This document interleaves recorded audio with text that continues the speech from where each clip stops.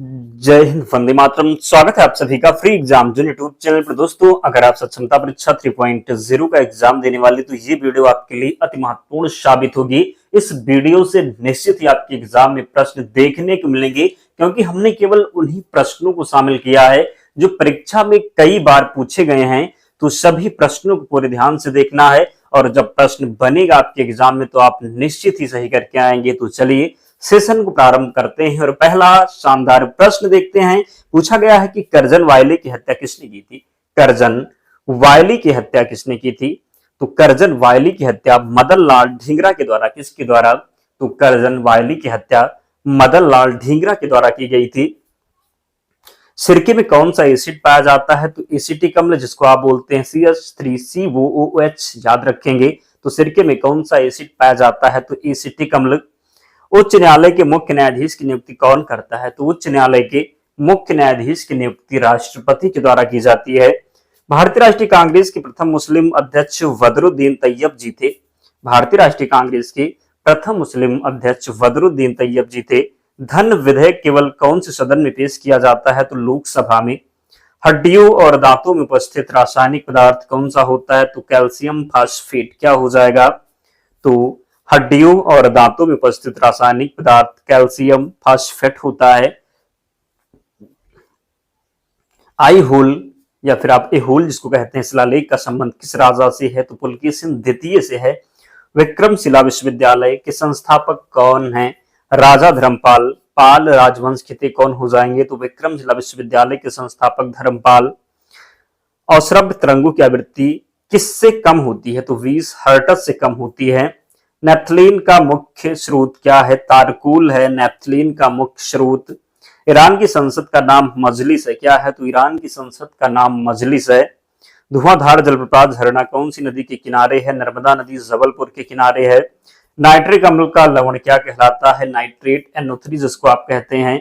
भारत में प्रथम विद्युत रेल कब चली? तो प्रथम विद्युत रेल चली 3 फरवरी 1925 में। कहां से कहां तक? तो बॉम्बे वीटी से कुर्ला तक।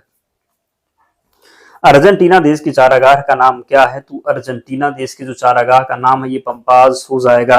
और अभी भी बहुत से ऐसे शिक्षक साथी हैं जिन्होंने वीडियो को लाइक नहीं किया है, तो निवेदन है आप सभी से, आप लोग सपोर्ट जरूर करें, क्योंकि हमें आपके लाइक से मोटिवेशन मिलता है।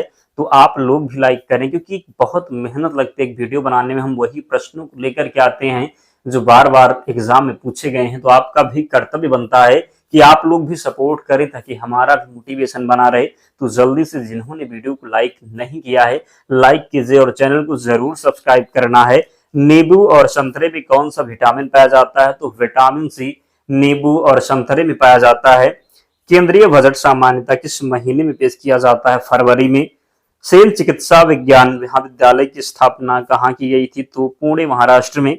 भरतपुर पक्षी अभ्यारण्य कौन से राज्य में है? तो भरतपुर पक्षी अभ्यारण्य राजस्थान में है। भारत में पहली बार राष्ट्रीय डॉल्फिन दिवस कब मनाया गया? तो 5 अक्टूबर 2022 को पहली बार राष्ट्रीय डॉल्फिन दिवस कब मनाया गया? तो 5 अक्टूबर 2022 को। भारत में न्यूनतम मजदूरी अधिनियम किस वर्ष लागू किया गया? तो वर्ष 1948 में न्यूनतम मजदूरी अधिनियम लागू किया गया।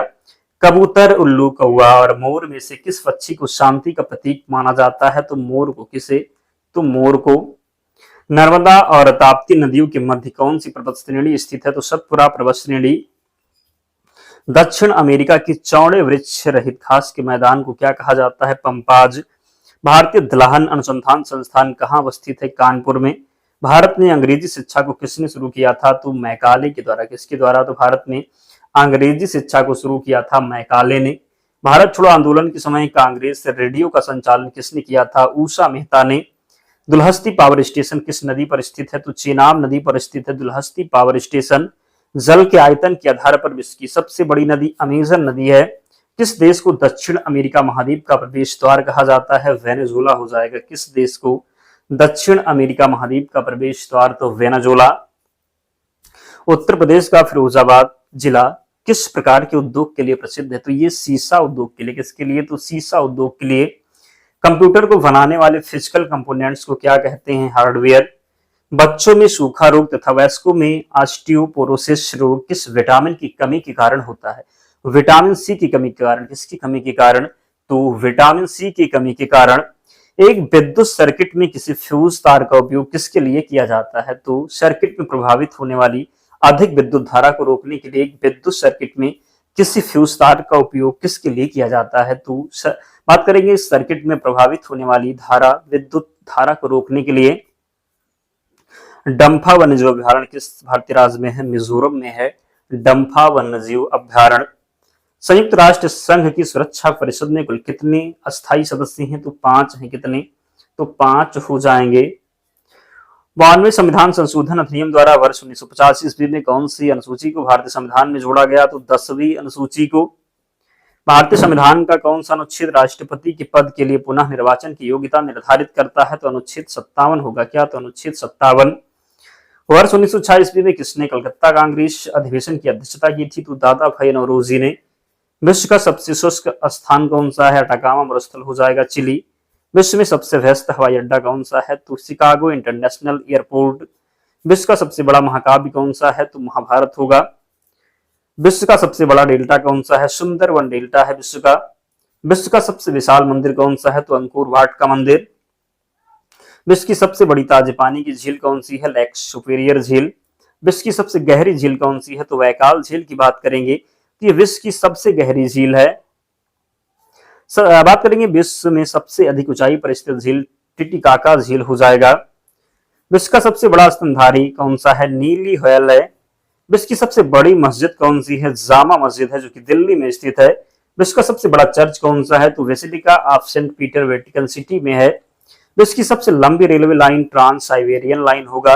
विश्व में सबसे लंबी सुरंग कौन सी है? सीकन रेलवे सुरंग जापान में है। विश्व का सबसे लंबा रेलवे प्लेटफॉर्म, तो इसको आप चेंज कर लीजिएगा, क्या है? तो हुबली है जो कि कर्नाटक में स्थित है। विश्व का सबसे बड़ा रेलवे स्टेशन कौन सा है? तो ग्रांड सेंट्रल टर्मिनल न्यूयॉर्क। विश्व की सबसे बड़ी कृत्रिम झील वोल्गा झील है, क्या है? तो वोल्गा झील है। विश्व की सबसे बड़ी खारे पानी की झील कौन सी है? तो कैस्पियन सागर। विश्व की सबसे बड़ी खारे पानी की झील कौन सी है? तो कैस्पियन सागर है। क्या हो जाएगा? तो कैस्पियन सागर। विश्व में महात्मा गांधी की सबसे ऊंची जो है प्रतिमा कौन सी है? तो उलान बटोर में है। कहां पर है? तो मंगोलिया में है। विश्व का सबसे बड़ा घंटाघर कौन सा है? The great bell of Moscow. विश्व की सबसे बड़ी मूर्ति कौन सी है? तो स्टेच्यू ऑफ लिबर्टी। विश्व का सबसे बड़ा हिंदू मंदिर परिसर कौन सा है? तो अक्षरधाम मंदिर दिल्ली में है। विश्व की सबसे ऊंची मस्जिद कौन सी है? सुल्तान हसन मस्जिद काहिरा। विश्व की सबसे चौड़ा जलप्रपात कौन सा है? तो ये खून जलप्रपात है। विश्व का सबसे बड़ा जलप्रपात कौन सा है? तो ग्वायरा जलप्रपात हो जाएगा। क्या? तो विश्व का सबसे बड़ा जलप्रपात ग्वायरा जलप्रपात है। विश्व का सबसे बड़ा अजायब घर कौन सा है? तो American museum of natural history. विश्व का सबसे बड़ा चिड़ियाघर कौन सा है? तो क्रूजर नेशनल पार्क दक्षिण अफ्रीका में है। विश्व का सबसे बड़ा पक्षी कौन सा है? तो ऑस्ट्रिच हो जाएगा जो कि शुतुरमुर्ग को बोलते हैं। विश्व का सबसे छोटा पक्षी कौन सा है? तो हमिंग बर्ड होगा। विश्व का सबसे ऊंचा जलप्रपात कौन सा है? तो एंजिल जलप्रपात होगा। भारत में किस तरह की अर्थव्यवस्था है? तो मिश्रित अर्थव्यवस्था है।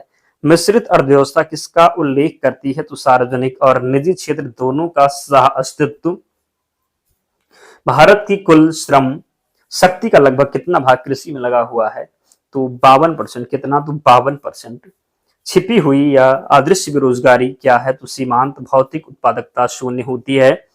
राष्ट्रीय ग्रामीण विकास संस्थान कहाँ अवस्थित है? हैदराबाद में। संरचनात्मक बेरोजगारी का कारण है अपर्याप्त उत्पादन क्षमता। वैश्वीकरण का अर्थ है वित्तीय बाजार का एकीकरण। अंत्योदय कार्यक्रम का उद्देश्य था गरीबों में सबसे अधिक गरीब की मदद करना। गरीबी रेखा के नीचे जनसंख्या का न्यूनतम प्रतिशत अंकित है जम्मू कश्मीर में। किस राज्य को अत्यधिक कुपोषण के कारण भारत का इथोपिया कहा जाता है? तो मध्य प्रदेश को। वर्ल्ड डेवलपमेंट रिपोर्ट किसका वार्षिक प्रकाशन है? IVRD का। किसका? तो वर्ल्ड डेवलपमेंट रिपोर्ट किसका वार्षिक प्रकाशन है? IVRD का। मानव विकास सूचकांक किस अर्थशास्त्री की देन है? महबूब उल हक की। मानव विकास सूचकांक में सम्मिलित होता है तो US डॉलर में प्रति व्यक्ति आय। UNDP में मानव विकास रिपोर्ट में भारत को किस श्रेणी में रखा गया है? तो मध्यम मानव विकास श्रेणी में। शैक्षिक विकास सूचकांक फरवरी 2011 के अनुसार भारत के 4 उच्चतम स्थान वाले राज्य हैं केरल, तमिलनाडु, पंजाब, महाराष्ट्र। बंद अर्थव्यवस्था से आप क्या समझते हैं? तो आयात निर्यात बंद।